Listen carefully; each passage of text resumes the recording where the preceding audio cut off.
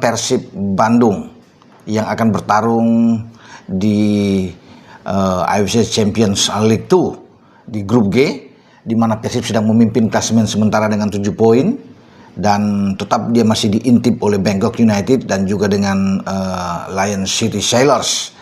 Tapi kemenangan melawan Selangor di Petaling pada Kamis ini itu akan membuat Persib lebih nyaman tentunya di puncak klasemen, karena dalam pertandingan bersamaan juga di Stadion Bizam, markasnya Lion City Sailors, ya, mereka akan menjamu Bangkok United. Ya, mereka sudah kalah dari Bangkok, dan kalau sampai pertandingan ini Sailors kalah, ini lebih memudah bagi Persib untuk melangkah ke fase berikut, atau seandainya pertandingan tersebut berakhir imbang antara Sailors dan Bangkok City, ini juga lebih aman bagi Persib Bandung. Yang dibutuhkan oleh Persib adalah 3 poin.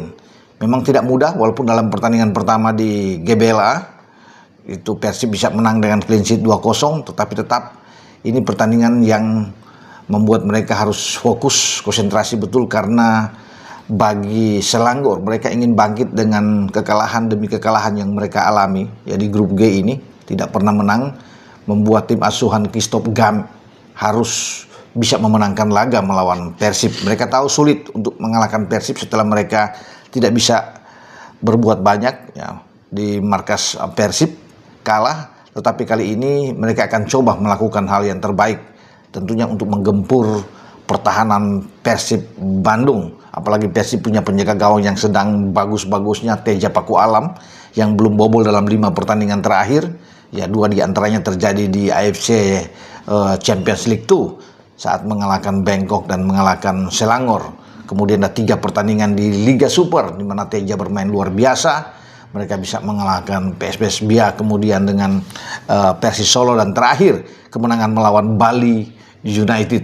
Itu yang membuat bagi tim asuhan Boyan Hodak ini menuju ke Selangor ya, atau di Petaling dengan penuh percaya diri untuk menghadapi Selangor setelah menuntaskan pertandingan melawan Bali United di Iwayan Dipta, stadionnya Bali United. Juga ini tidak mudah, tapi ketika mereka tidak kebobolan, berarti pertahanan Persib sudah teruji dengan benar. Nah, bicara soal pertahanan, saya tertarik melihat dengan satu sosok pemain yang terus menjadi andalan bagi Maung Bandung, ya, yaitu Federico Barba. Pria asal Italia ini itu menunjukkan penampilan yang luar biasa di jantung pertahanan Persib Bandung, dan dia pasti akan dipilih lagi oleh Boyan Hodak untuk pertandingan melawan Selangor. Keberadaan Barba ini menjaga stabilitas yang kuat di belakang. Dia sangat konsisten bermain, unggul dalam segala aspek,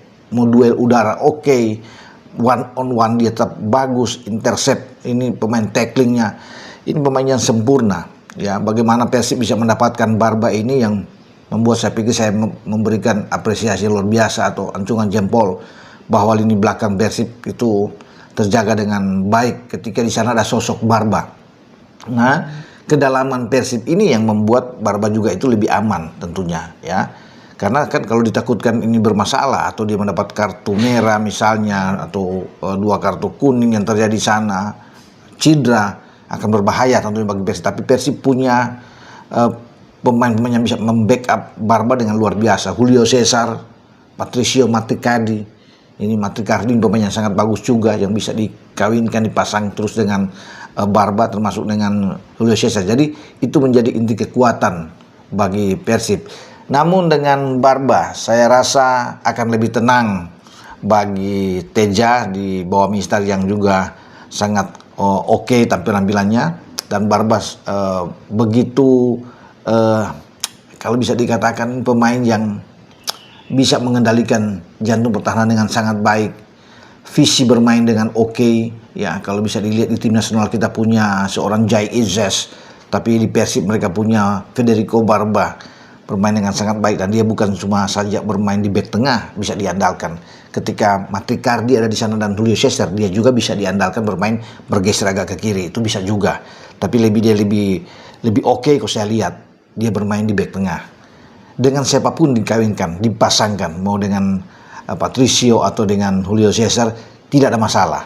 Dan ini yang menjadi kekuatan bagi Persib. Boyan Hodak tahu kemampuan ya dari seorang Federico Barba, termasuk dengan calon lawan Selangor FC.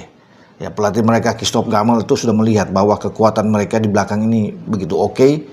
Ketika bagaimana Selangor coba untuk terus menggempur pertahanan dari Persib bermain di GBLA, dan mereka sulit untuk bisa menaklukkan Persib. Ini Persib yang sangat baik sekali ya di belakang. Kita akan tunggu siapa yang akan dimainkan oleh Boyan. Tapi saya berpikir bahwa satu tempat itu akan menjadi milik bagi Federico Barba. Ya, walaupun saya bilang tadi kan punya Julio Cesar yang juga bagus, punya Matricardi juga yang bagus, tapi Barba pasti akan bermain di jantung pertahanan. Nah, kemudian kalau bermain dengan 4 back flat, saya berpikir bahwa Boyan mungkin akan bermain dengan misalnya 4-2-3-1 atau 4-3-3 katakan ya di sini. 4 back flat itu bisa dimainkan ya, saya pikir Frank Putros mungkin akan ada di sana, bisa saja ya. Karena kan pilihan itu banyak bagi Boyan. Bisa bermain di kiri, kemudian Eliano bisa ada di kanan ya, walaupun mereka punya Kakang, tetapi dengan Eliano di kanan itu akan menjaga balance yang sangat kuat. Dengan 2 back tengah mereka, mungkin Federico Barba dan satu lagu Matricardi itu bisa dimainkan. Kalau memilih dengan 3 back misalnya, wah itu akan lebih kuat. Matricardi, Julio Cesar dan juga dengan Federico Barba. Tapi saya pikir Boyan akan tetap bermain dengan 4 back ya. Entah Barba dipasangkan dengan Julio Cesar atau dengan Matricardi ya. Atau bisa saja misalnya Putros tidak dimainkan ya, Barba bermain, Julio Cesar, Matricardi dan Eliano Reinders yang akan bermain. Jadi opsi-opsi isi banyak yang untuk dimainkan oleh Boyan Hodak terhadap Persib Bandung saat akan menghadapi Selangor FC. Dengan saya Bung Ropan.